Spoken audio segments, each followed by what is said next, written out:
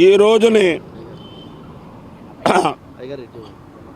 భారతదేశం ఈ రోజుని స్వతంత్ర దినోత్సవం జరుపుకుంటోంది. ప్రతి చోట వాడవాడల స్వతంత్ర దినోత్సవం జరుపుకుంటున్న శుభ సందర్భంలో ఖమ్మం పట్టణంలో మల్లికార్జున స్వామి వారి దేవాలయంలో బ్రహ్మాండమైన వేద సప్తాహం జరుగుతోంది.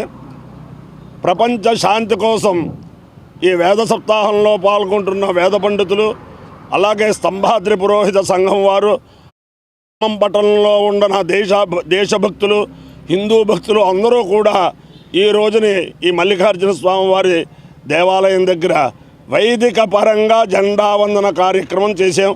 దాంట్లో సహనాభవతు సహనో భునక్తు సహ వీర్యం కరవావహై తేజస్వినావధేతమస్తు మా విద్విషావహై. ఓం శాంతి శాంతి శాంతి. భారతదేశం ప్రపంచ దేశాల్లో అగ్రదేశంగా విరాజిల్లాలని, భారతదేశంలో ఉన్న 50 మంది కూడా అన్యోన్యతగా ఉండాలని, అందరూ ఆయురారోగ్య ఐశ్వర్యములు సంపూర్ణముగా అనుభవించాలని, విద్యార్థులు అత్యున్నత శ్రేణిలో ఉత్తీర్ణత సాధించాలని ఆ శారదాంబ దివ్య సన్నిధానంలో, జగద్గురుల సన్నిధానంలో ఆ జగద్గురుని ప్రార్థన చేస్తాం. అయ్యా, అందరికీ నమస్కారం.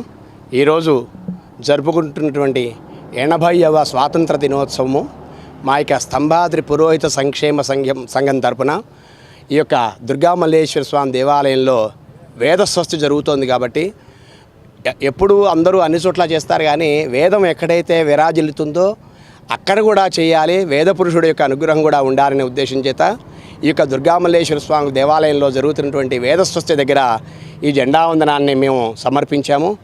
ఈ జెండావందనం ద్వారా పురోహితులు కూడా పాత రోజుల్లో అంటే విద్యార్థి దశల్లో ఉన్నప్పుడు పాఠశాలలోనే కాకుండా వాళ్ళ యొక్క విద్యుక్త ధర్మాలతో పాటుగా దేశభక్తిని కూడా ప్రకటించుకుంటున్నాము అని చెప్పి అందరికీ కూడా తెలియచేస్తున్నాము. ఈ యొక్క వేదము అంటేనే మన యొక్క సంస్కృతి. కాబట్టి అందరూ కూడా వేద సంస్కృతిని పాటిస్తూ వాళ్ళ యొక్క నిత్యకర్మలను కూడా అందరూ కూడా పురోహితులు, బ్రాహ్మణులు, సర్వేజనులు కూడా ఇక దైవభక్తితో ఉంటూ దైవాన్ని ప్రార్థించాలని చెప్పి మా యొక్క సంబాద పురోహిత సంక్షేమ సంఘం తరఫున మా అధ్యక్ష, కార్యదర్శి, కోశాధికారులము, మా యొక్క కార్యవర్గ సభ్యులము, తర్వాత పురోహిత సభ్యులము అందరూ కూడా దేశమందులో ఉన్న అందరినీ కూడా కోరుకుంటున్నాము. నమస్కారం.